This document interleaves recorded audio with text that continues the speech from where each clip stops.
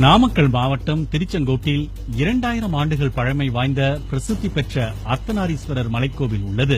இங்கு காணிக்கை பணம் திருடப்படுவதாக திருச்செங்கோடு சீதாராம் பாளையத்தை சேர்ந்த செந்தில்குமார் என்பவர் மாவட்ட காவல்துறை கண்காணிப்பாளர் மகேஸ்வரனிடம் புகார் அளித்தார்.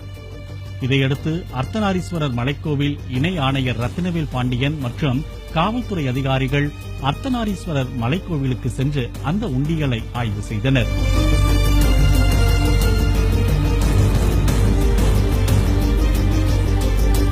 நவீன பாதுகாப்பு வசதிகள் கொண்ட அந்த உண்டிகளில் போடப்பட்ட 2 பூட்டுகளும் அப்படியே இருந்தது. பூட்டுகளுக்கு 2 சாவிகள் எனவும் ஒன்று இணை ஆணையரிடமும் மற்றொரு சாவி மாவட்ட அதிகாரியிடமும் இருக்கும் என்றும் அறநிலையத்துறையினர் விளக்கம் அளித்தனர். அந்த உண்டிகளின் பூட்டுகள் திறந்ததற்கான அடையாளமோ உடைக்கப்பட்டதற்கான அடையாளமோ எதுவும் இல்லை. இந்து சமய அறநிலையத்துறையின் முத்திரையும் அப்படியே இருந்தது. காவல்துறையினர் கண்காணிப்பு கேமராவில் பதிவான காட்சிகளை பரிசோதித்து பார்த்தபோது கடந்த 17ஆம் தேதி மாலை 6:40 மணிக்கு ஒருவர் கண்காணிப்பு கேமரா மீது துணி போட்டு மூடியது தெரியவந்தது. இதையடுத்து கேமராவை துணியால் மூடிவிட்டு உண்டியலில் பணம் திருடப்பட்டு இருக்கலாம் என்ற சந்தேகத்தின் பேரில் விசாரணையை முன்னெடுத்தது காவல்துறை.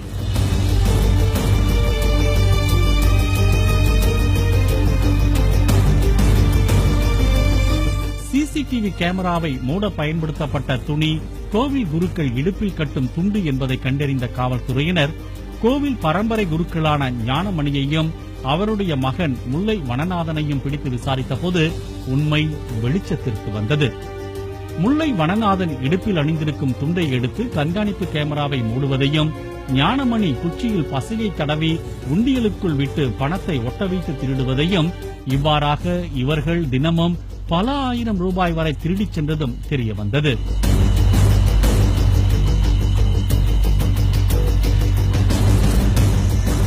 குருக்கள் ஞானமணி சொந்தமாக வீடு கட்டுவதற்காக 20 லட்சம் ரூபாய் கடன் வாங்கியுள்ளார். அதற்காக மாத தவணையாக 40,000 ரூபாய் கட்ட வேண்டியிருந்துள்ளது. ஆனால் கோவிலில் கிடைக்கின்ற வருமானம் போதாததால் உண்டியலில் திருடியதாக அவர்கள் தெரிவித்துள்ளனர்.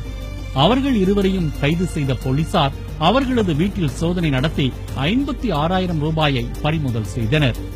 கோவில் உண்டியல் பணத்தில் 3 லட்சம் ரூபாய் வரை அவர்கள் இருவரும் திருடியிருக்கலாம் என்றும் கோவில் பணியாளர்கள் உடந்தையாக செயல்பட்டார்களா என்ற கோணத்திலும் காவல்துறையினர் விசாரித்து வருகின்றனர்.